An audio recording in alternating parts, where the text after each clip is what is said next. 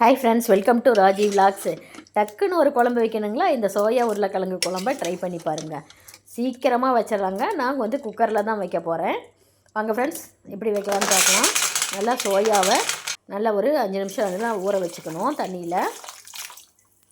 அது ஊறிட்டு இருக்கட்டுங்க. நம்ம வந்து அதுக்குள்ளார அரைச்சிக்கலாம். ஒரு 3 பீஸ் வந்து தேங்காய் போட்டிருக்கேன். 2 வந்து தக்காளி போட்டுக்கலாம்.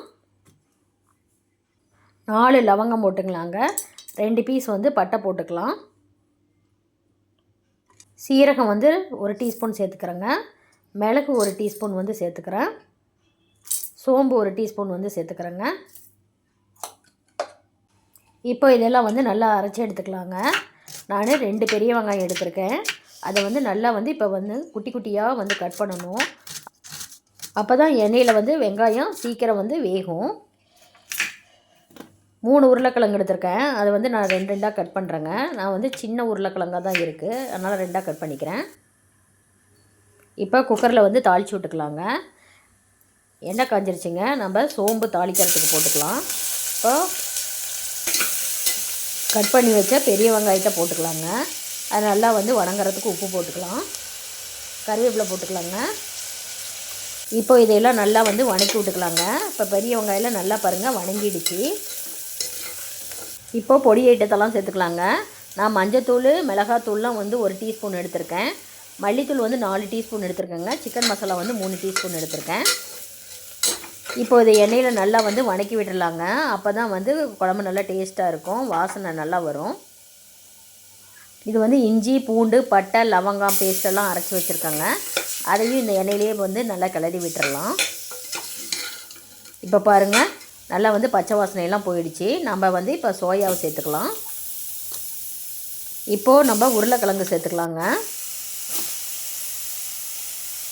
இந்த சோயாவும் இந்த உருளைக்கிழங்கும் இந்த எண்ணெயிலேயே நல்லா வந்து வணங்கணுங்க. அப்போ தான் வந்து இந்த காரமெல்லாம் நல்லா பிடிச்சி நல்லா வந்து சாப்பிட்றதுக்கு நல்லா டேஸ்ட்டாக இருக்கும்.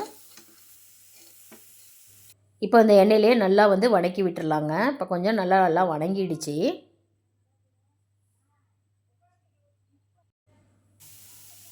இப்போது அரைச்சி வச்ச பேஸ்ட்டு நம்ம வந்து ஊற்றிக்கலாம். இதையுமே நல்லா வந்து எண்ணெயில் வணக்கி விட்டுறணுங்க. இந்த குழம்பு சாப்பிட்றதுக்கு செமையாக இருக்கும்.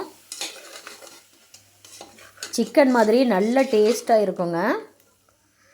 இந்த சோயாவும் இந்த உருளைக்கிழங்கும் அந்த மசாலாவிலேயே கொஞ்ச நேரம் வேகட்டுங்க.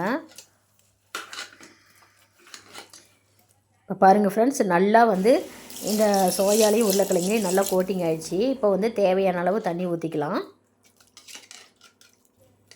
இப்போ நல்லா வந்து கலந்து விட்டுட்டு இப்போ தேவையான அளவு உப்பு போட்டுக்கலாங்க.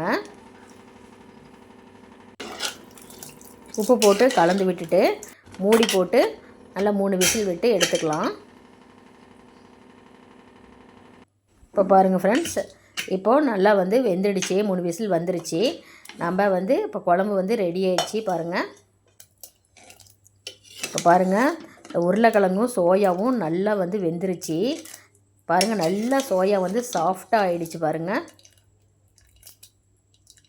பாருங்கள் ஃப்ரெண்ட்ஸ், அப்படியே சிக்கன் மாதிரியே அப்படியே சோயா அப்படியே எவ்வளோ சூப்பராக இருக்குது அப்படி பார்க்குறதுக்கு. இது சாப்பாடு, இட்லி, தோசை, சப்பாத்தி, பூரி இதுக்கெல்லாம் செம்ம காம்பினேஷனாக இருக்கும்.